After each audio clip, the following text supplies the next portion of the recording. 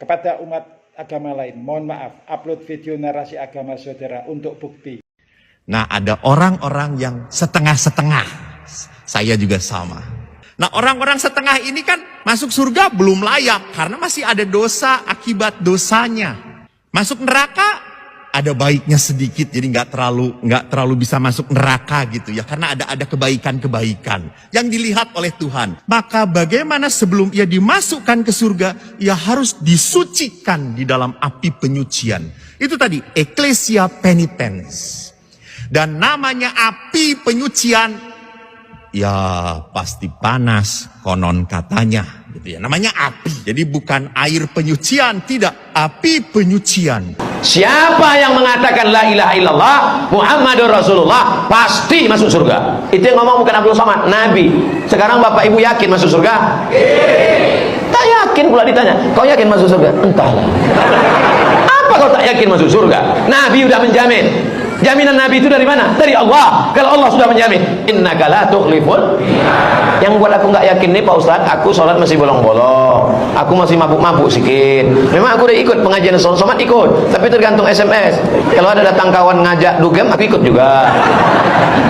Tetap masuk surga. Cuman singgah dulu di neraka. Cuci dulu dia bobo, udah hitam macam patat kuali muka kau, barulah kau masuk ke surga. Dalam kitab Talmud Yahudi yang mengatakan dalam Rosh-Hashanah 17a. Jadi orang-orang Yahudi yang berdosa dihukum di Gehenna, yang kita orang Kristen percaya itu adalah neraka. Tetapi bagi orang Yahudi, ke Gehenna-nya itu cuma 12 bulan. Setelah itu mereka diangkat dari Gehinom itu untuk masuk ke pangkuan Abraham. Kecuali orang-orang yang benar-benar jahat, baru dia selama-lamanya di situ. Kaum muslim yang berbuat dosa dan meninggal tidak sempat taubat menjadi penyebab mereka masuk neraka, ini hanya sebatas sampai bersih dosa-dosanya. Setelah dosanya bersih, maka dia akan masuk ke dalam surga, kecuali Akidah yang dinarasikan menyerupai agama lain atau bisa disebut tasabuh. Padahal dalam Islam tasabuh dilarang. Mari kita lihat larangannya dalam Al-Quran. Bismillahirrahmanirrahim. Alam yakni lilladzina amanu an taksa'a qulubuhum lidzikrillahi wa ma nazala minal haqqi wa la yakunu kalladzina utul kitabah min qablu fatala alaihimul amaddu fakasat qulubuhum wa kasirun minhum fasikun.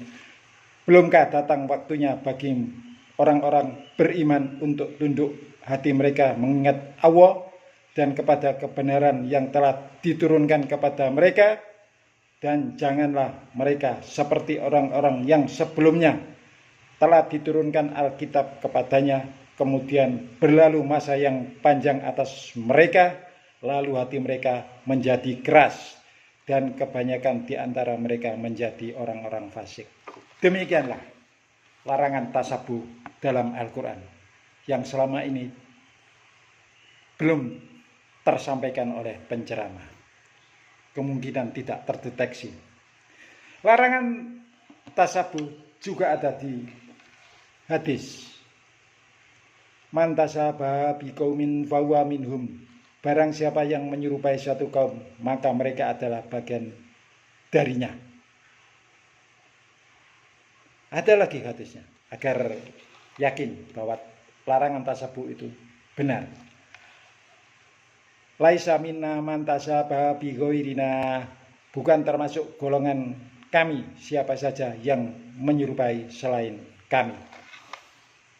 Nah, jelas tasabuh dilarang dalam Islam. Al-Quran dan hadis menegaskan demikian. Tasabuh merupakan sikap dan perilaku menyerupai orang lain. Saat di akhirat nanti, orang yang tasabuh akan dibangkitkan bersama yang diikutinya. Beruntung bila mengikuti orang Islam, tapi bila mengikuti orang lain dan kebetulan beragama lain atau non-muslim, maka kondisinya maaf atau sepurane ya, akan saya bacakan ayatnya dan saya terjemahnya. Bismillahirrahmanirrahim. Innal ladina kafaru min ahlil kitabi wal musyrikina fi nari jahannam khalidina fiha ulaika syarrum bariyah. Sesungguhnya orang-orang kafir, yakni ahli kitab dan orang-orang musyrik, akan masuk ke neraka jahanam. Mereka kekal di dalamnya. Mereka itu adalah seburuk-buruk makhluk. Demikianlah nasib orang yang tasabur, akan kekal di neraka. Untuk itu mari kita berhati-hati. Bila mereka menarasikan dengan dasar hadis, maka perlu dicek apakah hadis tersebut benar dari Nabi Muhammad. Tidak mungkin Nabi Muhammad berani membuat keputusan hukum yang berlawanan yang telah ditetapkan Allah dalam Al-Quran. Karena Nabi Muhammad itu sami'na wa ata'na, dan mengikuti sesuai yang diwahyukan.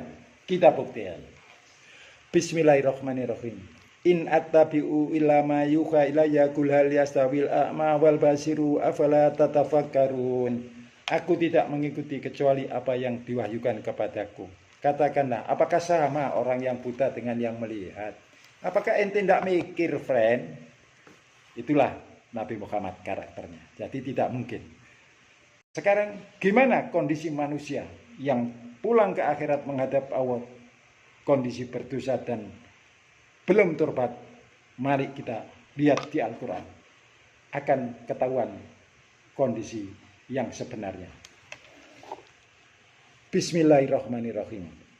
Wa man khafat mawazinuhu fa ulaika alladziina khasiru anfusahum fi jahannam khalidun talfahu wujuhuhum naru wa hum fiha kalihun. Alam takun ayati tutla alaikum fakuntum biha tukadzibun. Qalu rabbana ghalabat alaina shiqwatuna wa kunna qauman dhalin. Rabbana akhrijna minha fa in utna fa inna dhalimun. Qalaksa'u fiha wa la tukallimun. Dan barang siapa yang ringan timbangannya, maka mereka itulah orang-orang yang merugikan dirinya sendiri. Mereka kekal dalam neraka jahanam. Muka mereka dibakar api neraka, dan mereka di dalam neraka dengan kondisi cacat. Bukankah ayat-ayat Al-Quran telah dibacakan kepada kamu sekalian, tetapi kamu selalu mendustakannya? Mereka berkata, ya Tuhan kami telah dikuasai kejahatan kami, dan kami adalah orang-orang yang sesat. Ya Tuhan kami, keluarkan kami daripadanya, dan kembalikan kami ke dunia. Maka jika kami kembali ke dunia, juga pada kekafiran. Sesungguhnya kami adalah orang-orang yang dolim. Allah berfirman, tinggallah dengan hina di dalamnya, dan janganlah kamu berbicara denganku. Itulah statement Allah kepada mereka penghuni neraka jahanam. Halo bro, gimana? Halo? Masih ngeyel juga? Lagi. Bismillahirrahmanirrahim.